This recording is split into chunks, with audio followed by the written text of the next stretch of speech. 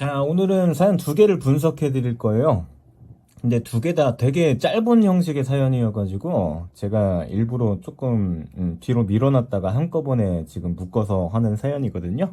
또 요즘 제가 몸이 안 좋아가지고 업로드를 잘 못했지 않습니까? 그래서 오늘 두 개를 한 번에 하는 시간을 가지겠습니다.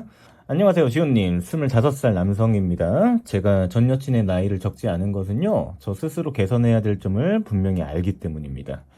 저는 어렸을 때부터 아버지에게 폭력을 배웠습니다. 어머니는 아버지께 맞다가 이혼하셨고, 그때부터 당신은 술에 취해 집에 오는 게 다반사였고, 저와 동생이 말을 듣지 않으면 항상 술 먹고 폭력을 휘둘렀습니다.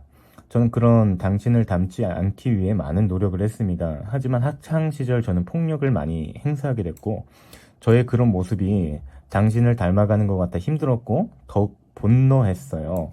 하지만 제 여자친구를 만나면서 전 달라졌다고 생각했습니다. 하지만 어느새 여자친구를 만나다 보니 제가 여자친구에게 화가 나면 손을 들어 올리더군요.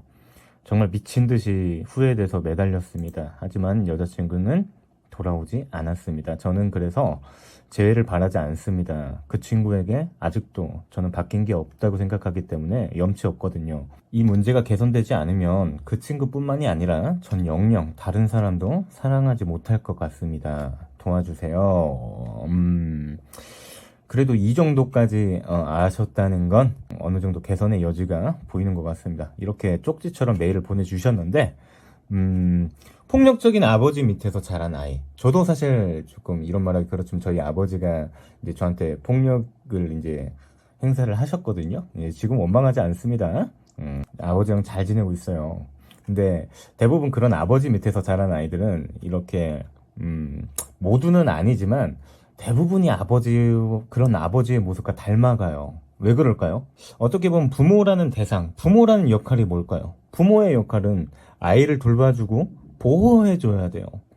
그런 게 부모의 역할인데 오히려 이 보호해줘야 되는 대상이 이 부모가 아이를 공격하게 되면 어떻게 될까요? 그 아이는 얼마나 혼란스럽고 공포스러운 감정을 가지게 될까요? 그렇죠? 그런데 안타깝게도 그 아이들이 80%의 그런 부분을 아이도 닮아간다는 거예요. 그 첫 번째 이유는 끓어오르는 분노와 증오심이에요. 아까도 얘기했듯이 나를 사랑해주고 잘 보살피고 보호를 해줘야 되는 이 대상이 나를 공격했을 때 혼란스럽고 이 공포스러운 감정이 여러분이 성장을 해가면서 끓어오르는 분노와 증오심으로 변하게 돼요. 화가 폭발하기 때문에 인간이에요. 그래서 폭력으로밖에 푸는 법을 모르는 거예요. 이걸 먼저 해결해보고 싶으면 사실 아버지부터 이해해야 돼요. 아버지가 왜 사랑하는 나를 그런 식으로 대해왔지에 대해서 이해해야 돼요. 사연 보면 사연자는 아버지에 대한 증오가 얼마나 심한지 아버지라는 표현도 잘 안 씁니다. 당신이라는 표현을 써요. 얼마나 증오스럽고 혐오스러운 대상으로 생각하는지에 대해서 알 수 있죠. 하지만 안타깝게도 본인 스스로 변화하고 싶으면 아버지가 왜 그런 행동을 했는지부터 이해해야 돼요. 왜냐하면 인정하고 싶지 않겠지, 본인은. 인정하고 싶지 않겠지만, 인정하는 게 두렵겠지만, 본인은 지금 아버지랑 되게 닮아 있어요. 아마 아버지도 어렸을 때 본인과 똑같은 감정을 느꼈을 확률이 크지 않을까요? 제어를 못하는 거죠. 왜냐하면 제어를 하는 방법을 배우지 못했으니까. 충동성을 억제하는 방법을 배우지 못했고, 인간관계를 어떤 다른 좋은 방향으로 사귀고 이끌어가는 게 아니라 항상 힘에 굴복하는 관계를 배워왔잖아요. 폭력에 의존하는 거죠. 어떻게 표현하고 어떻게 인간관계를 대해야 되는지 배우지를 못해서 친구를 사귀는 것도 힘들어하고 그런 상황에 자존감은 더 떨어지고 남이 조금만 장난을 쳐도 비난으로 받아들인다거나 크나큰 상처가 되기 때문에 분노도 쉽게 쌓이겠죠. 이걸 해결하는 첫 단계는요. 아버지가 본인을 그래도 사랑했다는 걸 이해해야 돼요. 다만 그 사랑의 방향이 잘못됐다는 걸 알아야 돼요.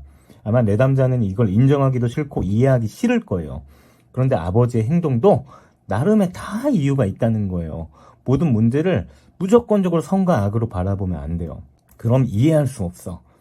아버지와 지금 사이는 아마 내담자님이 말도 안 하고 지내는 관계일 걸로 예상을 하는데 지금 내담자님이 스스로 이걸 고민 중이시라면 아버지에게 먼저 손 내밀어 주세요. 아버지를 위해서 손 내밀라는 게 아니에요. 본인을 위해서 먼저 아버지에게 손 내밀고 같이 치료받으러 가세요. 혼자 치료받는다고 해결되지 않을 거예요. 아까 말했죠. 아버지를 이해해야 그런 행동을 안 하는 거예요. 아버지에게 사실대로 얘기하시면 아버지도 어느 정도 스스로 알고 있을 거기 때문에 어느 정도 본인에 대한 얘기를 해주실 겁니다. 분명히 얘기해 줄 거예요. 조금 공격적으로 맨 처음엔 하실 수도 있어요. 받아들이기 힘들 겁니다, 아버지도. 그러면 시간 가지고 다시 시도하고 빨리 아버지 데리고 같이 치료받으러 가세요. 그럼 해결됩니다. 지금 자존감이 땅바닥 지하 밑에 떨어져 있어요. 자, 다음 사연입니다. 이건 이제 더 짧네요. 이건 이렇게 여러분 사연 짧게 보내시는 분들이 있긴 한데, 이러면 제가 이것만 가지고 제가 업로드 하는 게 조금 그래요. 그래서 제가 이렇게 한 번에 묶어서 항상 사연 분석을 하는 식으로 해드릴게요. 안녕하세요. 시온쌤의 재회 상담도 받았던 사람입니다. 시온쌤의 상담을 받고 노력도 했는데, 제 자신이 나아지질 않아 두려워서 자꾸만 미루다 1년이 넘었어요. 카톡 프사에 그 사람에게 애인이 생긴 것 같아 저만 힘든 것 같고 너무 속상한 마음에 저도 모르게 제외하고픈 마음도 모두 접어들어 전 애인에게 애인이 생긴 것 같아 보인다. 정말 힘들었다는 마음을 전하고 만나는 기간 동안 난 생애 처음으로 큰 행복들을 느꼈다고 고맙다고 하고 그 사람의 대답도 안 듣고 차단하고 톡방도 나가버렸어요. 그렇게 시간이 흘러도 미련을 못 버리고 못 참고 궁금한 마음에 차단을 풀고 보았는데 그 사람이 정말 애인이 생겼다는 걸 알게 되었어요. 그건 썸이었고 사귄 지 얼마 안 되었더라고요. 정말 다시 한번 이별을 당하는 기분이었어요. 아, 정말 나만 진심이었구나. 나만 아팠구나. 생각해보면 연애 때는 저는 1순위가 그 사람이라고 막 말할 때 그 사람은 1순위가 가족이라고 당당하게 말하고 자기도 알았는지 저는 마음이 계단처럼 점점 올라가는데 자신은 올라가다 일자로 쭉 이어진다고 말하기도 했어요. 저는 그런 사람인데도 정말 사랑했고 제 모든 걸 퍼주었어요. 그 사람을 위해 일하고 그 사람을 위해 모든 날 다 챙기고 그 사람이 주는 작은 선물도 다 소중하고 고맙고 행복했어요. 그것들이 다 너무 떠올라 억울하고 슬픈 마음에 며칠간 고통에 파묻혀 살다가 어느 순간 괜찮아져서 다 나은 줄만 알았는데 갑자기 최근 들어 또 힘든 일이 닥치다 보니 또 생각나서 이번에 인스타를 확인하다가 너무 행복해 보이는 모습을 봐버렸어요.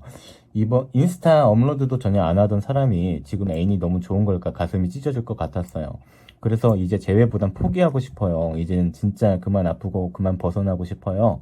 사랑하면 보내줄 줄 알아야 한다는 생각을 매번 하면서 이전에려 하는 아픔이 사라지질 않아요. 정말 이젠 인스타도 아예 안 보려고 계정도 삭제해버렸어요. 선생님, 저 정말 이젠 재회 하나도 바라질 않아요. 아니, 사실 잘 모르겠지만 그 사람은 절 사랑하지 않았던 것 같고 모든 걸 다 줬던 저만 허무해져서 이제 그만 아프고 벗어나고 싶은데 어떻게 하면 제발 이 악몽에서 벗어날 수 있을까요? 아무리 취미를 가져봐도 명상을 해보아도 힘든 일이 닥치면 어느 순간 무너져 있고 1년 넘게 이러는 제가 너무 힘들어요. 더 이상 이 아픔에 제 가장 젊고 아름다운 시간을 낭비하고 싶지 않네요. 이걸 뭐라고 해야 될까요? 제 방식대로 하겠습니다. 내담자님에게는 조금 엄격하게 해야 될 것 같아요. 자기 연민에 엄청나게 빠져있는 것 같습니다. 그래서 되게 눈에 띄는 대목이 있죠. 헤어지고 상대가 다른 사람을 만나니까 아, 나만 정말 진심이었구나. 나만 되게 아팠구나. 이거 내담자님에게 이런 말하기 좀 미안한데요. 내담자님이 저 사람을 지금 본인 남자친구를 되게 나쁜 인간으로 만드는 거예요. 지금 나쁜 건 본인이에요. 저 사람은 안 사랑했을까 과연? 본인만 사랑했을까? 정신 차리세요. 누가 다 퍼주라고 했어요? 아니, 방법을 몰랐던 거 아닙니까? 본인도 사랑하는 방법을 서로 미성숙했던 거지. 지 혼자 시키지도 않았는데 혼자 다 퍼줘놓고서는 헤어지고 나서 원망하는 게 내담자님의 사랑하는 사랑의 방식이라면 지금 내담자님 이거 얼마나 유아틱한 사랑을 하고 있는 거죠? 되게 유아틱한 사고방식을 가지고 있는 거예요. 자기 책임이 없는 거야 이거. 본인이 왜 이렇게 아픈지 알아요? 상대방이 본인을 사랑하지 않았고 배신했다고 생각해서 그래요. 상대방은 그런 적이 없어요. 정신 차리세요 진짜로. 지금 본인의 상처는 상대방이 아니라 본인이 주고 있는 거예요. 내담자님 다른 인간관계는 몰라도 아마도 정말 가까운 사람의 관계는 본인이 되게 믿기 힘들어하는 경향이 있는 것 같아요. 그거 아마 본인의 어린 시절과 관련이 깊을 겁니다. 본인의 어떤 애착의 문제에 있는 거예요. 거의 제가 99% 예상하는데 아마 그럴 겁니다. 이거 치료 받으세요. 치료 받으셔야 됩니다. 노력하시면 이거 금방 해결되는 겁니다. 자, 여기서 사연은 마치겠고요. 이상 연예 비타민 시온이었습니다. 감사합니다.